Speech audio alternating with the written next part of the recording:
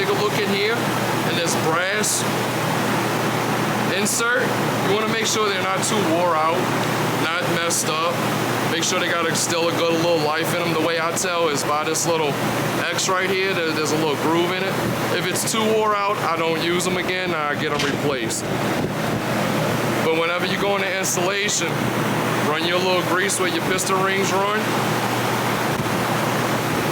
And run your little grease around here on this piston ring to where you don't break nothing on installation. How I put these together is I take this little bolt hole with the threads and I match it up to where people's been jacking it off of the piston together.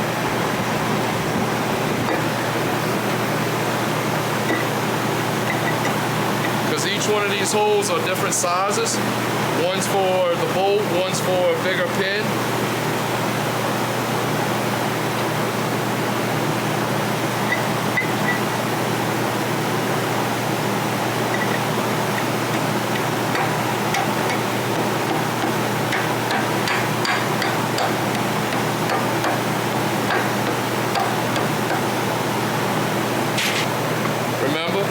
Installation, run your little grease around your piston ring. This is very important because you can snap a piston ring, and when you snap a piston ring and you go to test it, it can show that your selector, it could just lead to a bunch of problems.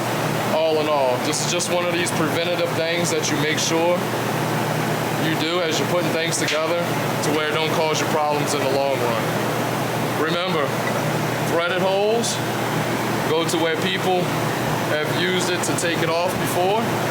Make sure these piston rings and everything are good. Remember your brass insert.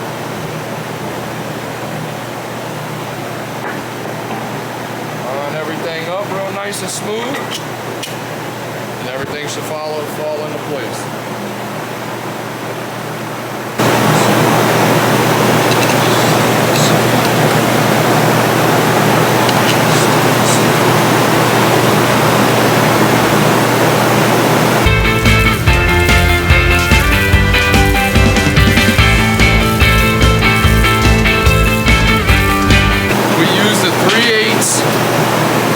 By 16 hole right here, the threaded hole in the clutch hub itself to pull the piston all the way down to the roll pins here to make sure everything is compressed and in line. Here we're installing the lock plates for the nuts.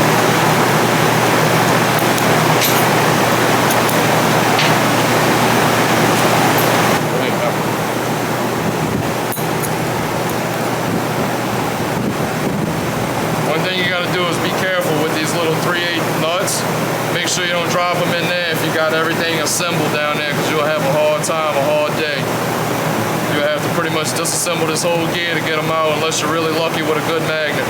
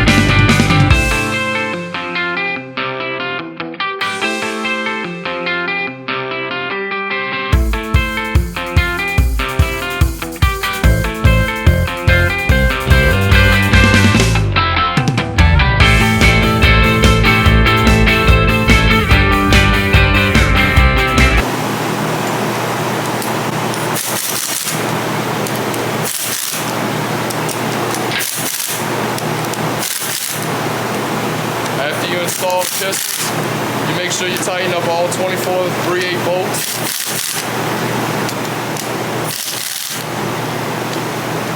There's lock plates and gasket kits. There's the part numbers on top of it. And after you tighten everything down to torque specs, there's a little lock tab. You make sure you go through and you lock the tabs.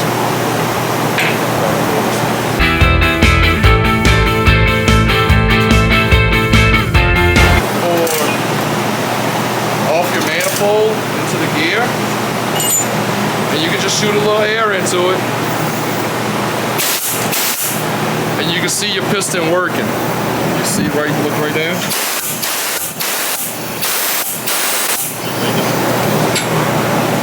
This is your piston right here.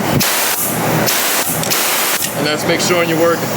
In other instances, whenever you're putting it together, you want to make sure these little 4 Allen bolts right here, that your come homes.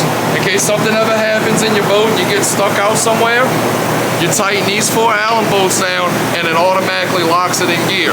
So that means as soon as you start the engine up, you're in gear going. It's to get you home, that's why it's called get homes.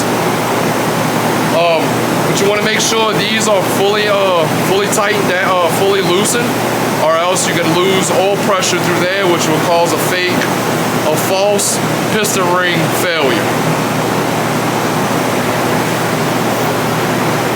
I've been doing this for about 6 going on 7 years. And I find Twin Disc is one of the better user-friendly, cost-efficient gear out on the market. It's not as complicated as your ZF, which ZF and all of that is out of country made. We like to keep our stuff in country, in-house. Good old America, US of A. Twin Disc is built right there in Racine, Wisconsin.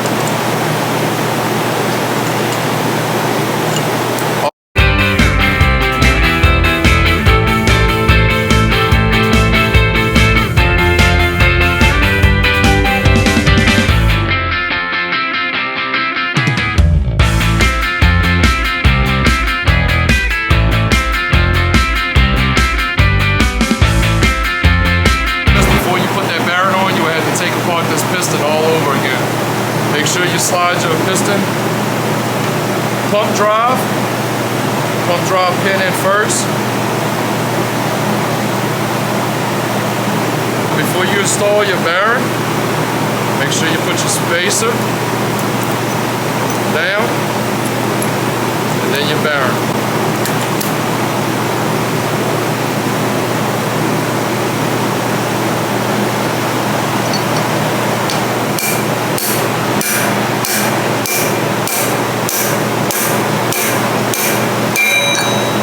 Once you hear it's solid, it's all the way in.